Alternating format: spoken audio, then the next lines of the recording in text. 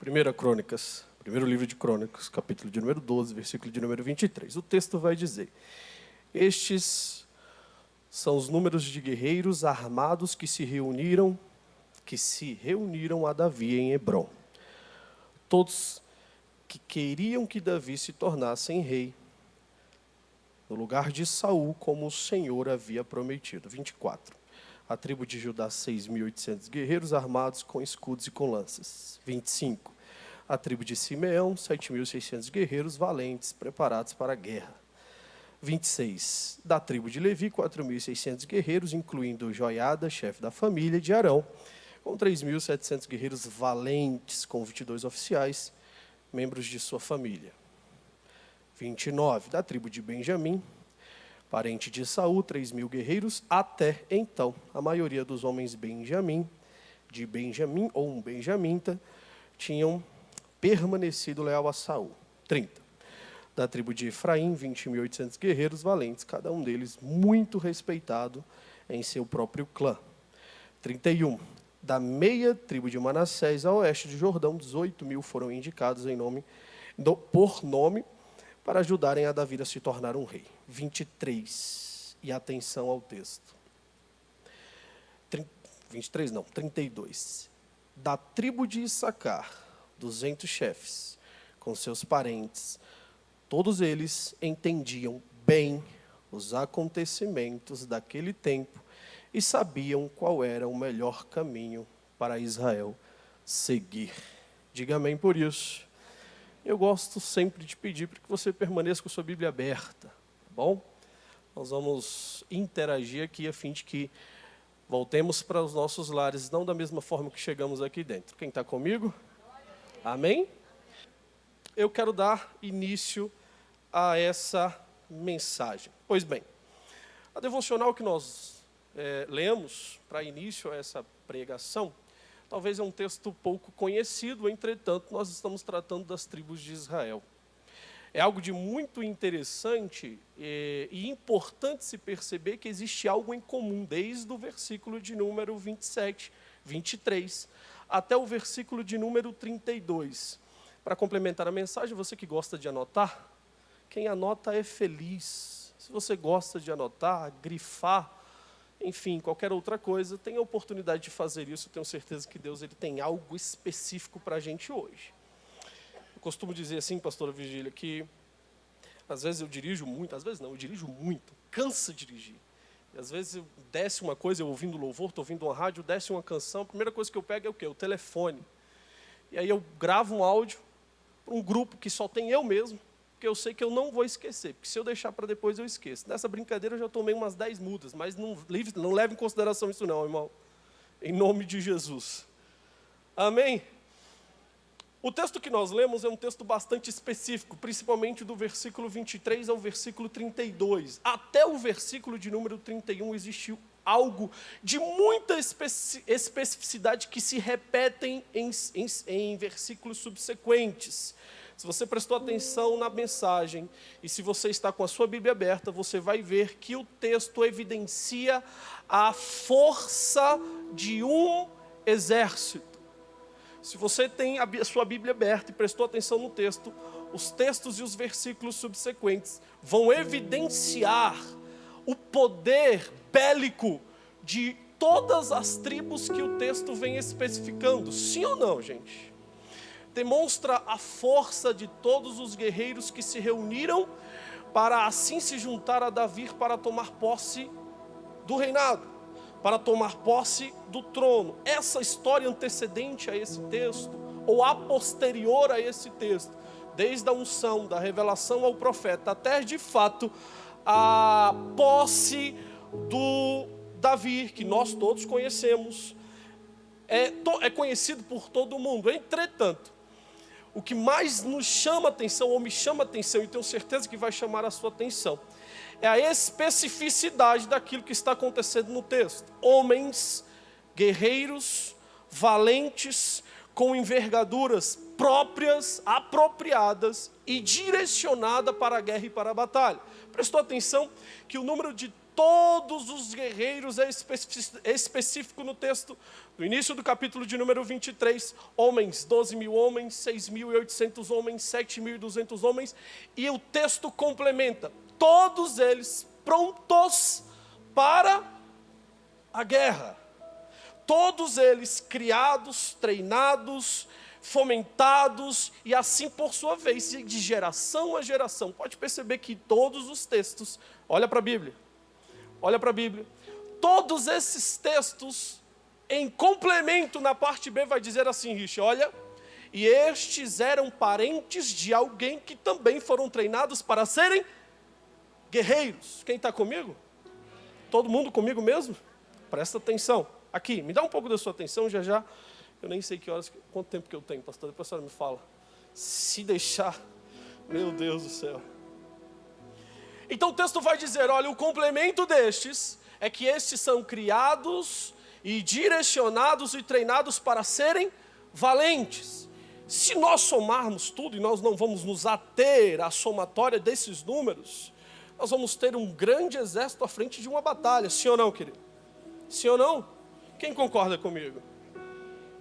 Agora perceba que chegamos na devocional e é aqui que me surpreende e que eu tenho certeza que a revelação do Espírito Santo para nessa noite é para me surpreender tanto quanto a você. Versículo de número 32. Os filhos de Issacar, os 200 grandes homens. Entretanto, a Bíblia não dá a especificidade desses 200 homens como guerreiros e valentes. Embora com certeza eu acredite, pastor, que os mesmos, assim tanto quanto os seus condescendentes da sua circunvizinhança, porque nós estamos falando das 12 tribos. E aí eu entendo que obviamente todos foram, entre aspas, direcionados para serem chefes de batalha, mas o texto não dá isso como exemplo. Olha para a sua Bíblia e olha o que diz o texto, versículo de número 32. Da tribo de Issacar, 200 chefes com os seus parentes. Obrigado, querido. Todos eles, quem está comigo acompanhando? Então, olha no telão. Todos eles tinham conhecimento e eram especialistas no conhecimento dos tempos e que sabiam como Israel deveria agir. Me dá um pouco da sua atenção. Diferente, pastor Calil, de todos os outros guerreiros e descendentes e parentes de chefes das outras tribos, apenas estes, sabiam qual era o caminho que Israel deveria trilhar. Para o quê? Vencer. Se você gosta de anotar, anota o tema da mensagem. Discernindo os tempos atuais. Eu disse discernindo os tempos de quem? Meu Deus, quem está comigo? Vamos fazer uma mensagem dinâmica? Porque eu falando daqui, você falando daí, a gente aprende e edificamos todo mundo junto, sim ou não? Discernindo os tempos, então diga, de hoje. De hoje. Perceba, Márcio, que o texto vai evidenciar que Israel iria vencer mediante a orientação que os filhos de Issacar iriam orientar. Então perceba, existe uma diretriz para Israel vencer a batalha. Qual é? O conhecimento dos dias.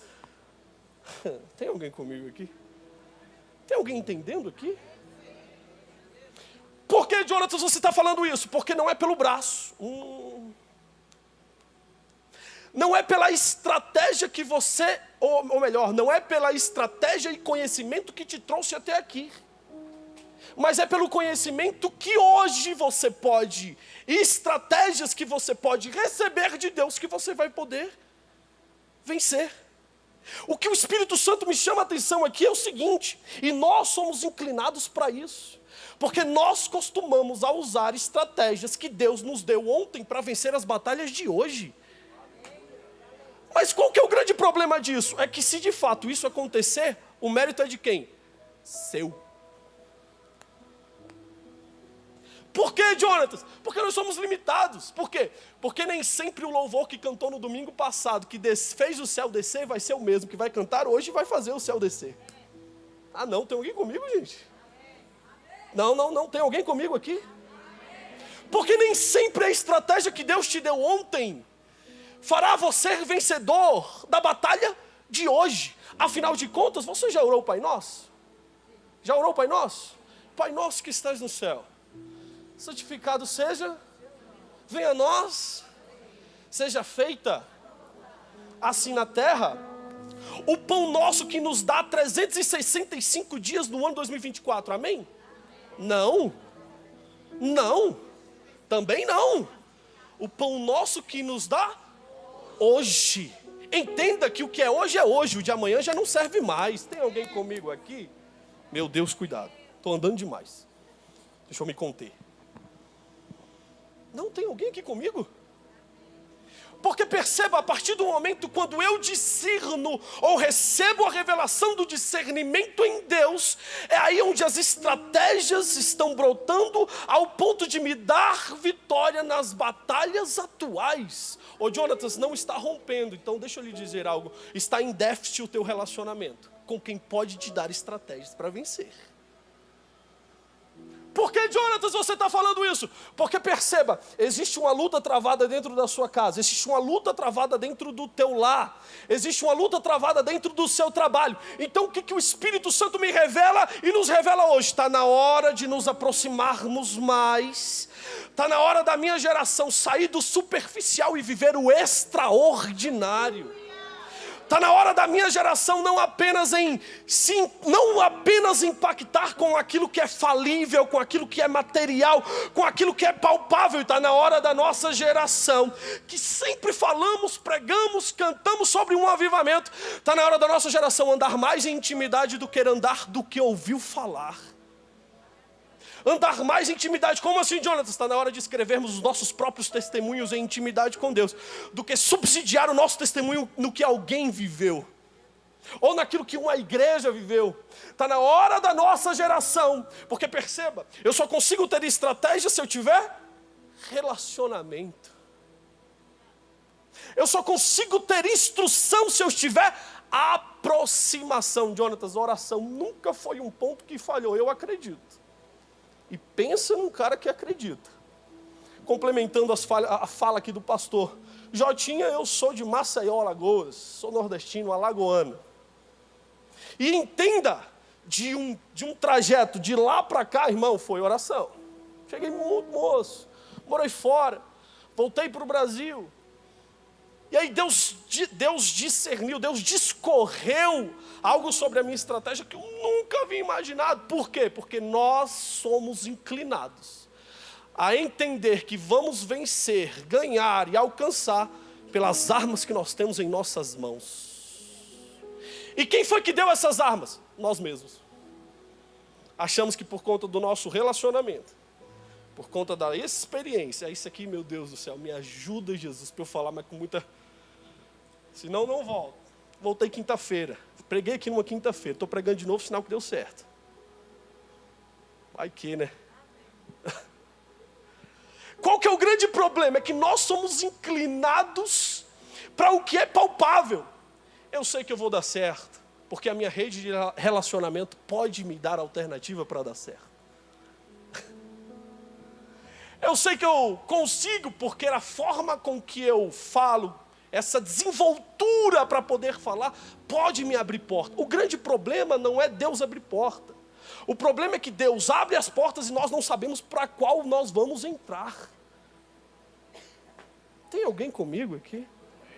Jonatas, por que você fala isso? Porque nós gostamos do que é superficial.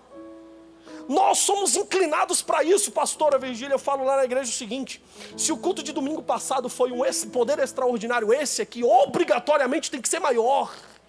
E se esse aqui foi poderoso, espera que o culto de quarta vai ser ainda muito mais. E eu entendo por quê. Porque nós gostamos de reagir e não gostamos de agir. Qual que é o grande diferencial? E isso eu falo muito em relação à adoração. A adoração nunca foi uma reação. Adoração sempre foi, é e será uma ação. Por quê? Porque quando eu entro no Santíssimo, pega comigo, pelo amor de Deus, entendo a quem eu vou adorar, eu vou agir em função a esse conhecimento.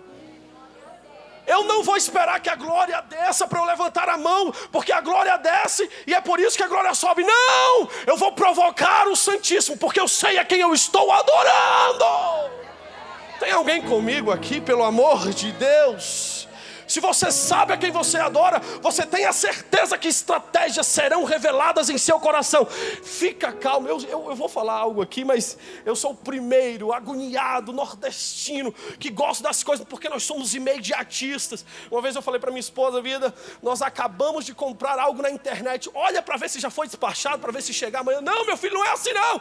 Deixa eu lhe falar algo. Se somos de fato intimistas daquele que pode de fato resolver os nossos problemas, eu não preciso entrar em um lugar como esse, cheio da presença do Espírito Santo, e pedir para que algum ministro peça para levantar a mão, ou pedir para que algum dirigente peça para você levantar a mão. Não, porque eu entro no lugar santíssimo, sei a quem eu estou adorando, e por isso a minha mão levantada, e por isso meu glória a Deus, e por isso meu aleluia. Tem alguém comigo aqui, pelo amor de Deus?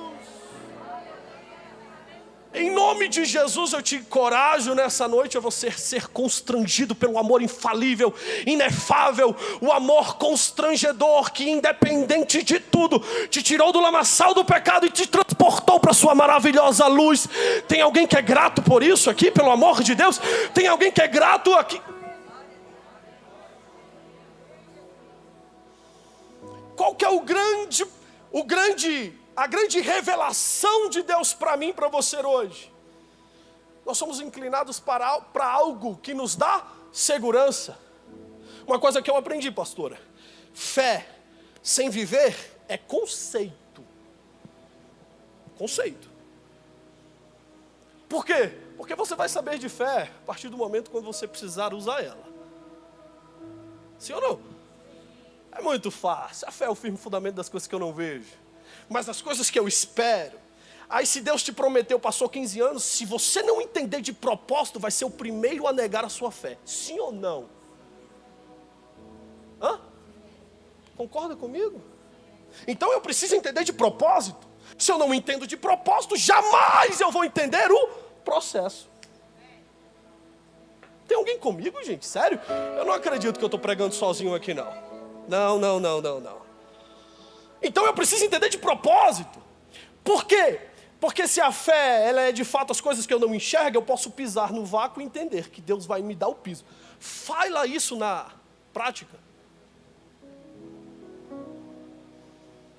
Vai não. Afinal de contas, perceba uma coisa: a promessa para Abraão é: sai da tua terra, da casa do teu pai, da tua parentela, e vai para um lugar onde eu vou te mostrar. E se Deus não te mostrar? Só te falar. Hã? E aí? Eu vou pela fé? Me ajuda.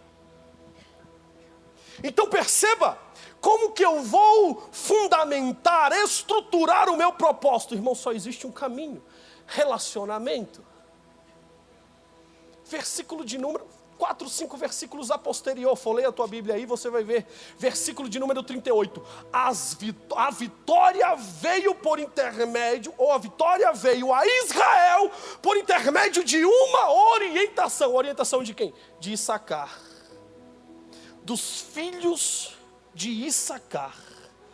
Poderia ser dos 350 homens, ou melhor, dos 32 mil gideonitas, que visualmente seriam ideais, ou ideal, para vencer a batalha. De 32 mil para 300, não existe explicação, ou fé, ou conceito humano que consiga explicar isso. Existe, gente? Não existe, não. Afinal de contas, um menino, franzino, moço, ruivo, desacreditado pela própria família, não iria nunca vencer uma batalha. Principalmente com a arma de guerra, arma bélica. Uau! Uma arma bélica, irmão. Uma funda e 5 pedras. Vencer um homem cuja envergadura tremiam a todos os guerreiros israelitas. Tem alguém comigo aqui? Tem ou não tem? Está preparado para ser surpreendido por Deus? Não, ninguém está. Ninguém está. O que eu aprendi, pastor Hélio? Se de fato estamos preparados para ser surpreendidos por Deus, é porque ainda limitamos o que Deus pode fazer. Tem alguém comigo? Olha para a sua Bíblia, por favor. Todos esses soldados vieram a Hebrom em ordem de batalha com um único propósito. Diga propósito.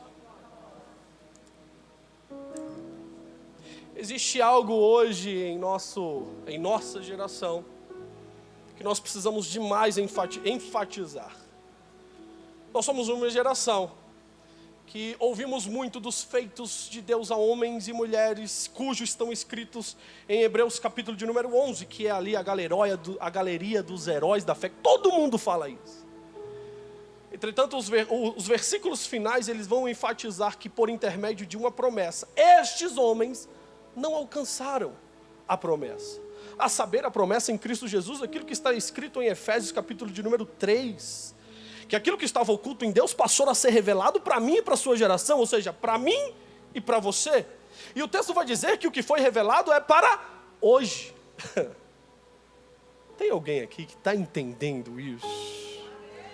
Que foi revelado, pastora, para hoje, para agora. Você pode falar comigo assim? Para hoje. Não.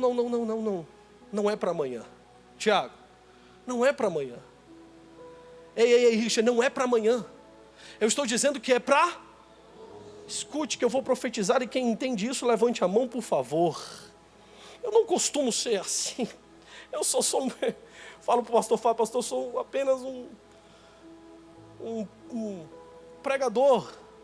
Apenas da palavra, apenas isso. Não sou um profeta, não sou um sacerdote. Desculpa a palavra, nem oro para isso não acontecer, mas entenda. Existe um momento específico para acontecer na sua história. Hoje. O texto diz que é para agora. Não se perde tempo com uma promessa que está estabelecida sobre sua vida hoje.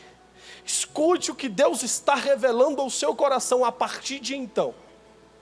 O que queimava em seu coração e que não queima mais a partir de então, a chama que ardia em seu coração voltará a arder em abundância ainda muito mais.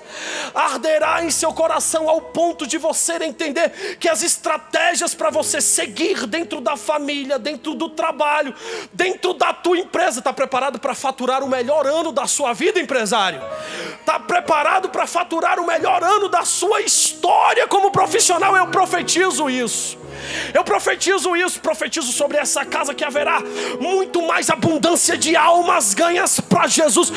Ei, ministério de louvor, eu profetizo que a glória que está estabelecida sobre essa casa será dupla vez muito mais, será duplicado ainda muito mais. Toda vez que alguém pregar, cantar, dirigir aqui neste altar, haverá salvação de almas e o nome do Senhor será glorificado.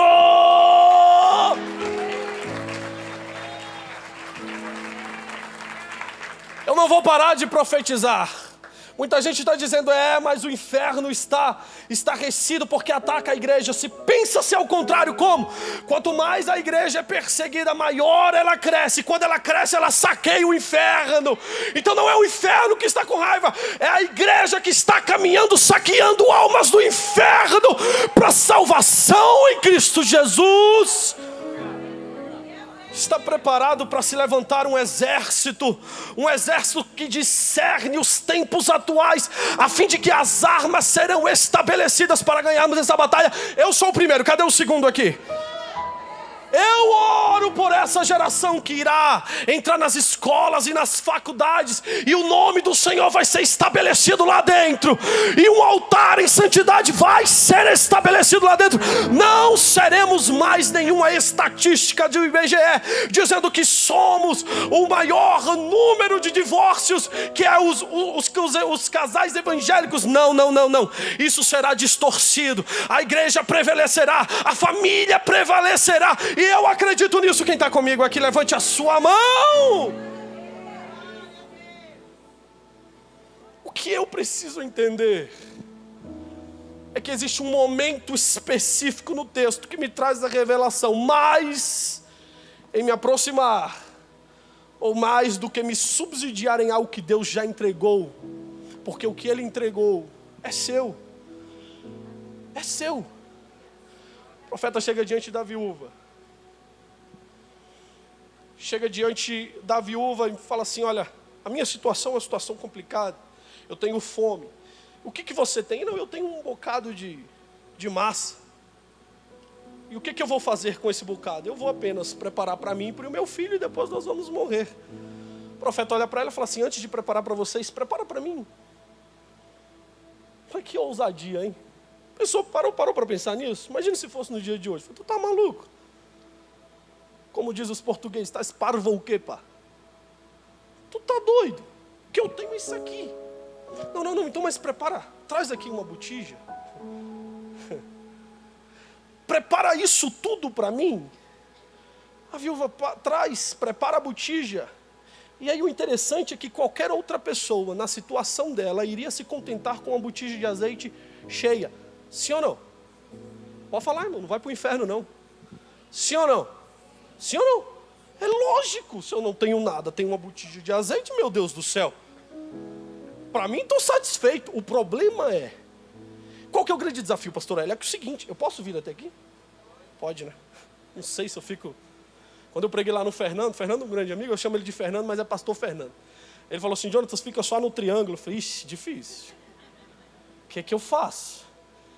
Preguei lá no Guará, o Guará tem um tapete vermelho.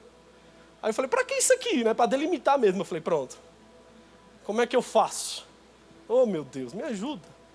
Qual que é o grande problema? É que quem não tem nada, tem um milagre, se satisfaz com ele.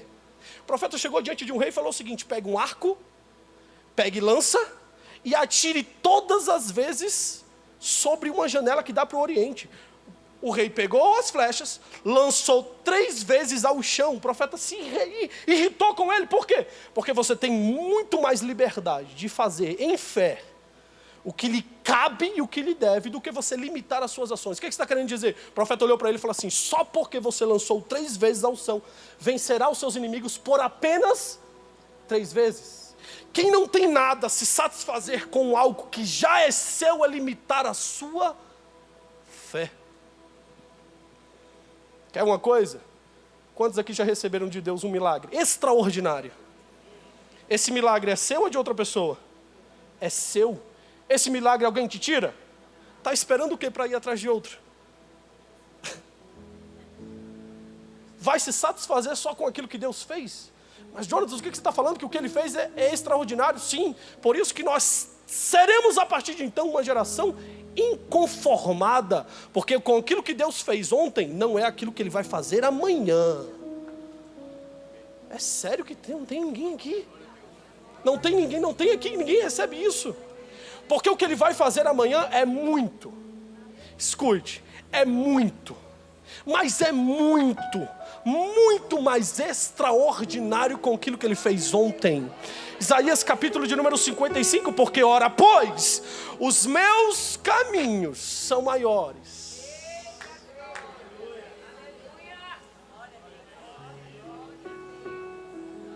São melhores do que o seu.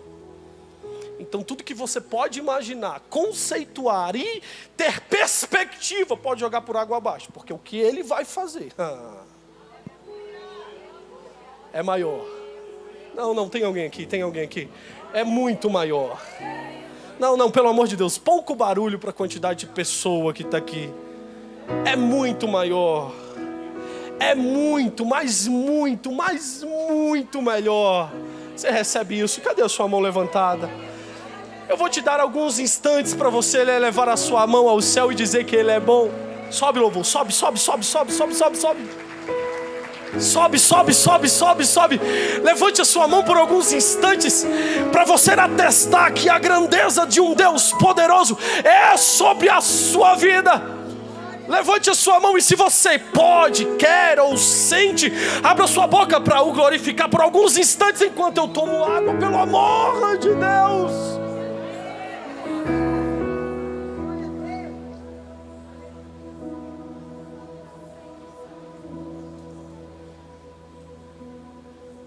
Diga comigo, somos uma geração. Melhor, fazemos parte de uma geração inconformada. Porque o que Deus fez até hoje é extraordinário. Mas não é para você o que vai te parar na sua caminhada. Jonatas, mas você está dizendo isso? Eu estou dizendo aquilo respaldado na Bíblia. O quê? Efésios capítulo de número 3. Apocalipse capítulo de número 2. Eu abri uma porta diante de vós. Porta essa que ninguém pode. Hã? Ah, meu Deus do céu. Sobe, louvor, sobe. Encurve a sua cabeça por alguns instantes e não dorme.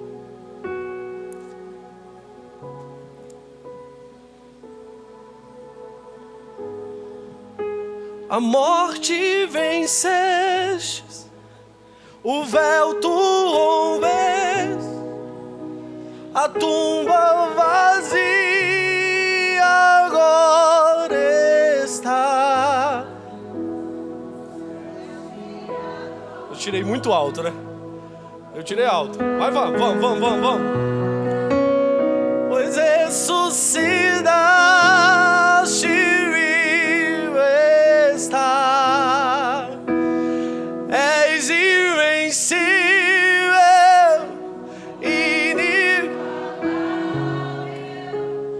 hoje pra sempre reinarás. Teu é o reino,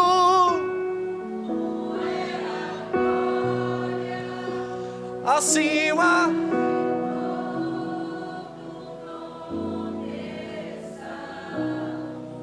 Poderoso esse nome é, poderoso esse nome é, o nome de Jesus, meu Rei.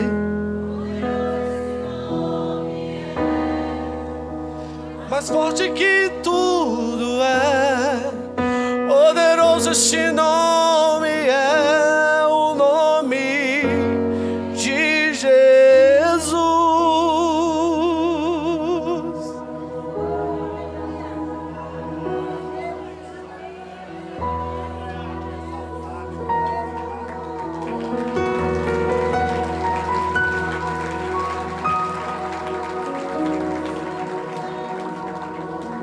Eu quero te convidar nessa noite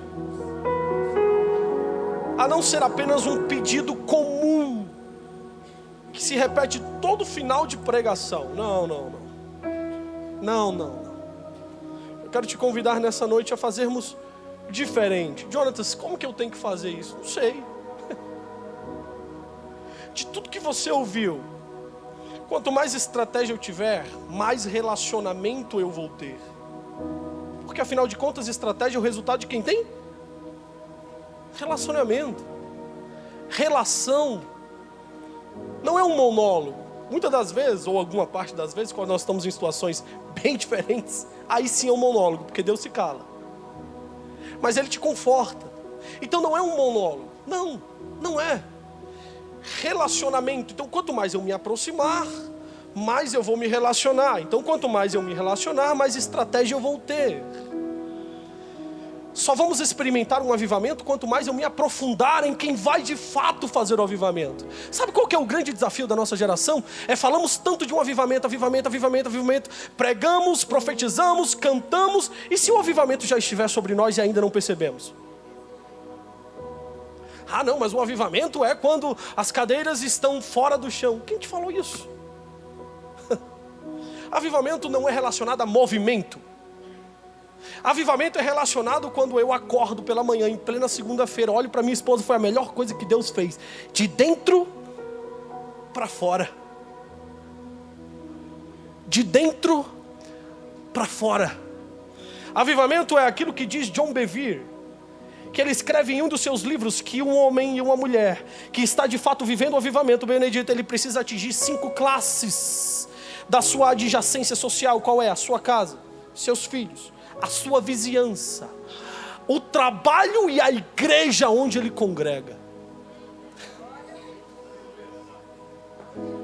E aí? John Bevere também ele escreve que nós somos uma... Por que nós somos uma geração de tanta superficialidade, Márcio? Porque ele vai falar o seguinte: nós somos comparados a um lago muito grande, mas um lago muito extenso. Por isso que eu enfatizo sempre que a nossa geração é uma geração de inconformados. Porque a igreja ela não pode inchar, ela tem que crescer. E por que um lago grande? Porque ele tem quilômetros de extensão, pastor Calil, mas é muito raso em profundidade. Esse é o momento que nós pregamos sobre um avivamento, mas o avivamento não começa com movimento. O avivamento começa de dentro para fora. De dentro para fora. De dentro para fora. Fala comigo, de dentro para fora. De dentro para fora. Eu sou o primeiro, cadê o segundo? De dentro para fora. Está na hora de discernir os tempos atuais. Igreja Batista Ebenezer de Taguatinga. Está na hora de discernir os tempos a quais nós estamos vivendo e começar a entender quais são as armas que serão deliberadas dos céus aos nossos favores. Deixa eu te convidar a ficar em pé.